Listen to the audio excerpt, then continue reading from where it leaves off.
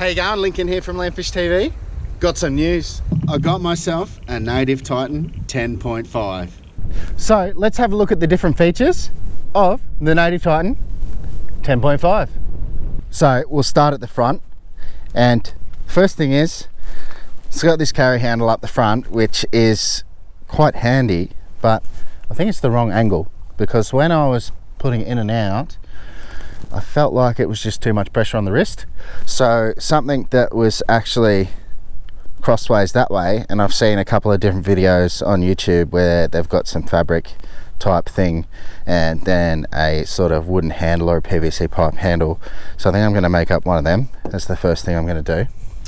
And it does have a fairly big hatch at the front, and it's quite easy to open that. You're just pulling it up here and having a look in there. And another great thing about this particular kayak is it's got a heap of gear tracks on it. So it's all along this side and all along the other side. So you've got the ability to go in there and basically attach whatever the heck you want. And I've already got a couple of Railblazer rod holders on there, and I've got a heap of star ports that I put in there. I think I bought about 6 or something like that, so I've even got a couple hooked up on here on the landing gear. But that just gives me the ability to go through and put stuff wherever I want to.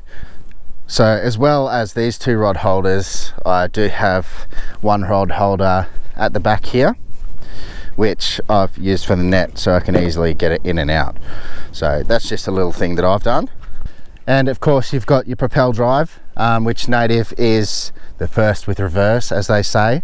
So this drive is pretty much why I picked this particular kayak over a Hobie Outback or a Hobie Pro Angler, just because it's so easy to reverse and go forward and things like that without having to muck around with any other things. Now the cool thing about the 2019 model is that you don't need to go and buy a weed guard, because they've already made it on there now, and it comes standard with that, which helps you align the propeller up so you can get in and out of that hatch there.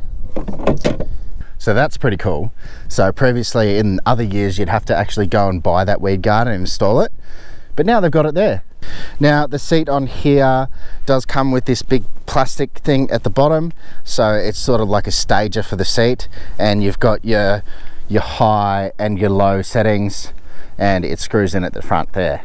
So this is actually quite comfy, and I'm a big boy, so if I can fit in it and I think it's comfy and it holds my weight, pretty much most people should be fine. It's pretty cool because it moves around, and you can go and tighten these up if you want to bring it forward, loosen them up so it can go back again. And another cool thing about this actual stager, so the plastic bit at the bottom, is there's storage under there.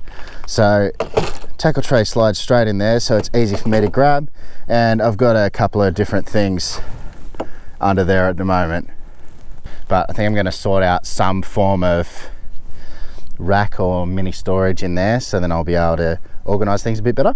Now on the other side you've got these handy little holes here that fit things in them, so I think I'll attach some bungee cord or a rod leash or something to these couple of things here, just so I don't lose them, because when you're juggling stuff, and especially if you're juggling fish or getting spiked by a flathead like I normally do, you don't want to drop it and lose it. So it's a good little idea that I really do need to do. Now with this being such a big kayak, you need a way to transport it. So previously with my other kayak I've been able to lift it over my head and pretty much just walk it to the water wherever I'm going to go, but this thing is an absolute beast, so I needed to get some proper landing gear for it.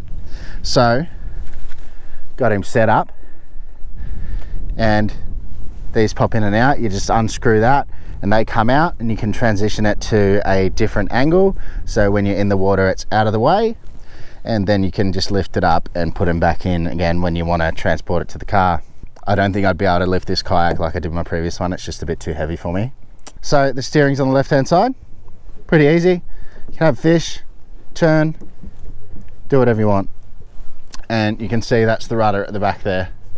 So that's another thing that the shop highlighted, is that this is upgraded compared to the last year's model.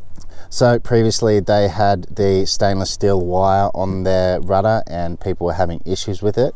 So I think they've upgraded to this, I don't know, paracordy type stuff, and it's got an adjuster right there as well. That's the rudder, fairly big. I actually found that it wasn't tracking perfectly like I was expecting. So I think I'm gonna have to upgrade to the Boomdox rudder system, or Burley Pro version as well, that you can put on these. So I'm gonna have to look into both of them. And just so you've got backups of paddles, and when you're launching and retrieving, you've got these handy little clips here and little indent here where your paddle goes. So I've got my 2-piece paddle from my other kayak here, and I've put one on each side. So what I did when I launched is I actually just put one of them out and did it like a canoe and got it out there. Now I've got my big battery set up in this milk crate in a battery box, and I've got that coming out and going to the sounder there. Well, I hope you liked having a look at my 2019 Native Titan 10.5. It's my new kayak. I'm still keeping my other one just in case, but this is what I'm going to be running throughout snapper season and getting out in these little reservoirs and things like that. If you're interested in one of these, go hit up Capacity Sports. They were great to deal with for me, and I got this beast now, so I'm quite happy. See you next time.